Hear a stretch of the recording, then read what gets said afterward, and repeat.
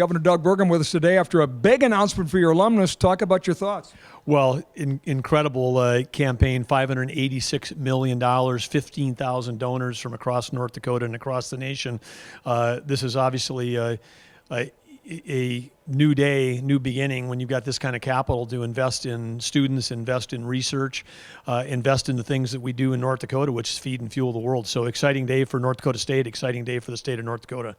And obviously, you have some cheerleading background here, so today it was easy to cheerlead, right? Yeah, literally as a cheerleader for the NDSU Bison football. Played football as a freshman, cheerleader sophomore, junior, senior year when I was in college here back in the 70s.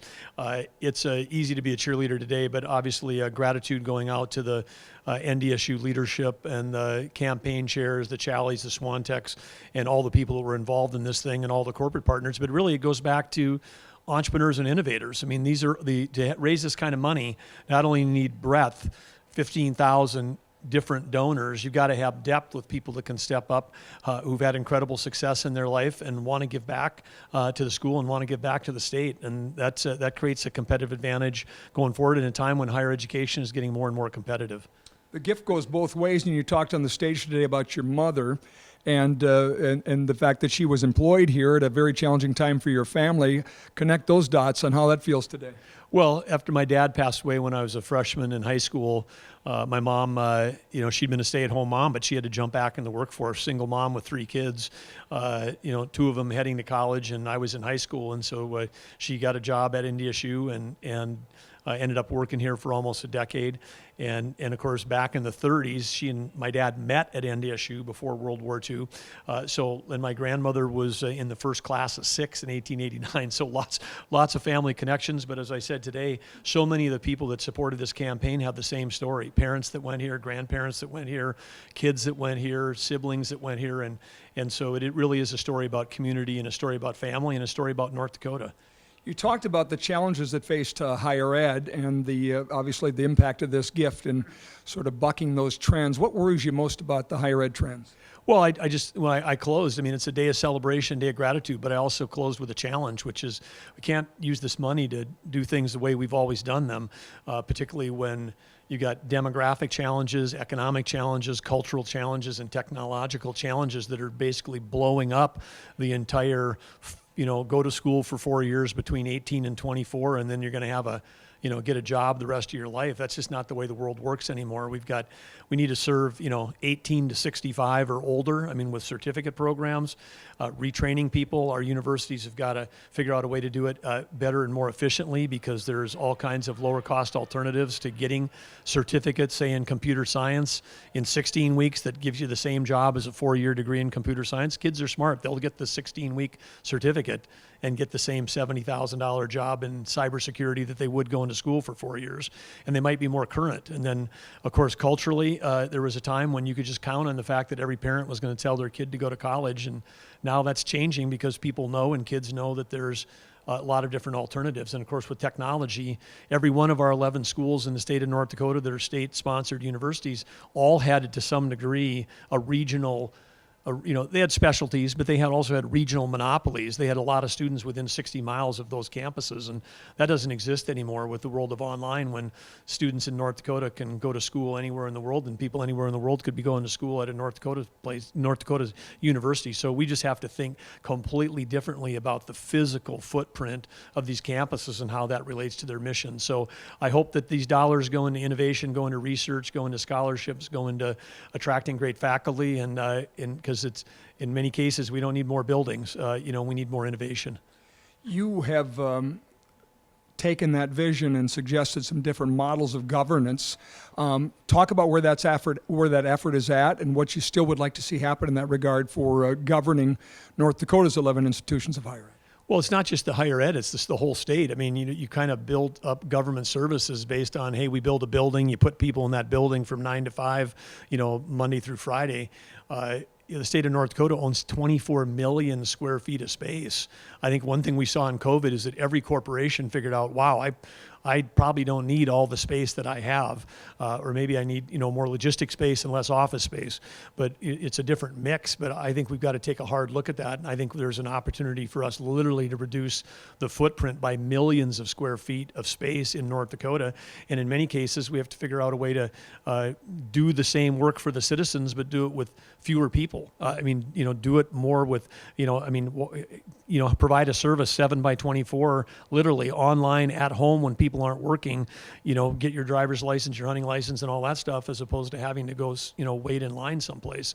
So there's just a lot of things we've got to rethink how we deliver government services, and COVID has certainly been an accelerant, is the polite way to say that, but it's been a huge impetus for us to think differently about how we deliver these services and how do we do it better and cheaper with fewer taxpayer dollars. As far as your vision specifically for higher ed, what can be done? What would you like to see happen specifically with governing higher ed differently in these challenging times? Well, from the governance, thank you, Scott. We got a model. It was created in 1939. People were upset, that Governor Langer, fired a professor at NDSU, so they created a fourth branch of government called the State Board of Higher Education. 7 individuals. At that time, we had, about 5,000 students in the state. Now we got 45,000 students, and we still have a 1939 governance model. And it's with 7 people. We can't even get representation from all of our schools on that board. And of course, the missions around some of our 2- and 4-year schools have to be strictly tied, to workforce. The polytechnic vision we're talking about, we've got 30,000 plus jobs available in our state, and we're a state where we spend a ton of money on education. Between K-12 and higher ed, it's approaching 50% of the general fund our state spends on education. We invest in education. But if we're investing all that in education and the people that are coming out of that system don't have the skills to fill the jobs in North Dakota that are available, that would move our economy forward, move our businesses forward, then there's some missing connection there that we need to really focus on. So the governance model needs to change to get updated into the 21st century, and our universities have got to really be focused on workforce and connecting with employers and with community. And we're seeing that in part with what the legislator passed, the $80 million going to career and technical education. Think of that as a slice that's between K-12 and higher ed that's going to help people be workforce ready, not just college ready. That's going to be an investment that's one-to-one match. Grand Forks raised their $10 million in 71 days from the business community to help apply for their $10 million grant for CTE. That's how much demand there is from the private sector. So we can leverage taxpayer dollars with one-to-one matches through the innovative legislation that we just passed in the special session. It's a great time to be in North Dakota. We talked to your Commerce Commissioner recently about the $35 billion in projects that are on the table. And as I understand it, that isn't just like people kicking tires. That's like ready to invest. We're ready to go. Where are we going to go? How are we going to connect with what's here? This number today, pretty extraordinary. What's going on? Well, I think when you talk about the dollars that are potentially flowing towards North Dakota, and those are real numbers. Those are people that are trying to decide, do I put, $350 million, $750 million, $1 billion, $2 billion in North Dakota, or do I go someplace else? So this is part of it. We've got to be able to tell those decision makers that are doing value-added energy and value-added ag that we've got the right tax structure, we have the right regulatory structure, that this is a place where you want to do business, and that we can help them with their workforce challenges. That we're open for business in North Dakota. And when we do that, that helps our farmers, our ranchers, it helps the people that are producing oil and gas. If we can add more value to our products here versus just being dependent on global prices we can't control. And I think that what's happening, you say what's happening, people are figuring out there's trillions with a T, trillions of dollars that are being influenced by this environmental social government's investing. Whether you agree with it or not, it is a huge push on where dollars go. And we now have a story to tell when we can talk about carbon captured utilization and storage in North Dakota. You can put a plant here and decarbonize it. And if you can do that, then the dollars are going to flow. And that's where this $30 billion has come from. It hasn't come out of thin air. It's coming out of people that their ESG dollars were locked up, and now they see North Dakota as a place where they can deliver food, deliver energy, and meet their ESG goals. When we can do that, there's more money behind that. Last topic, I want to ask you about a pain point we're really detecting from our listeners in the business world and in the ag world with new federal rules.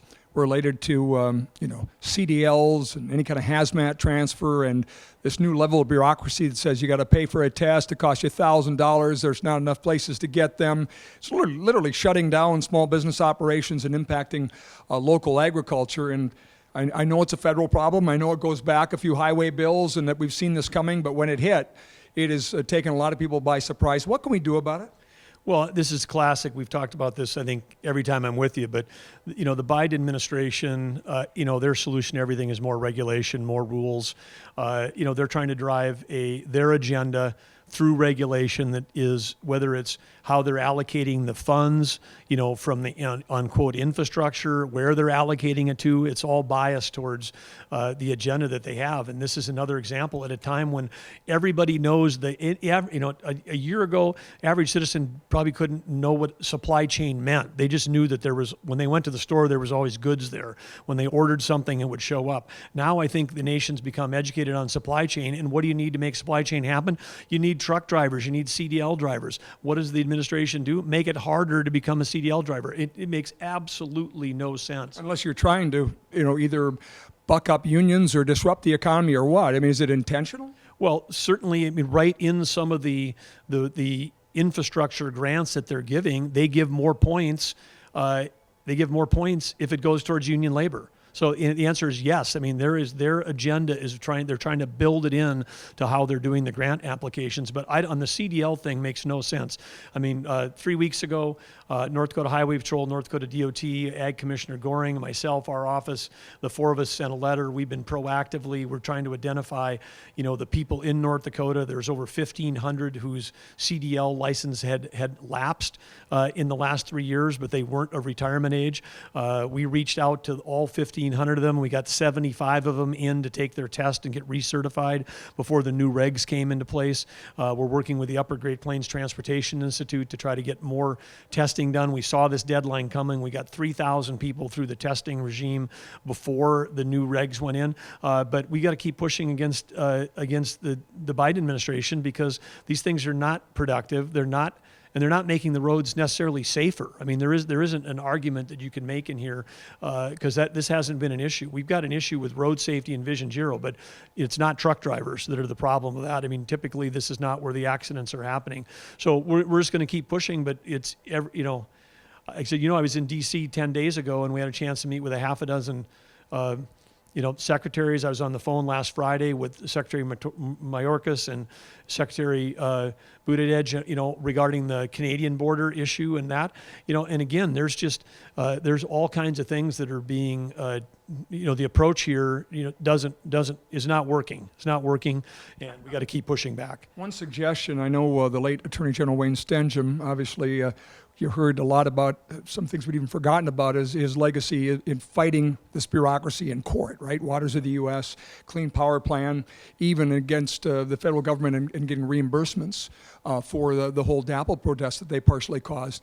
Would you support a legal angle? Is this something for Attorney General Wrigley to take on to maybe get to court on this? Well, absolutely. I mean, I think we have to try, economic, political, legal pressure. I mean, we just have to use all the tools that are at our disposal as a state to keep pushing back on this thing. And again, it's just, again, there isn't the federal answer of one size fits all for a nation as complex as ours. Doesn't make any sense when they keep trying to do this, whether it's border issues, whether it's CDL issues, whether it's some of these infrastructure rules that they're trying to tack onto the infrastructure bill.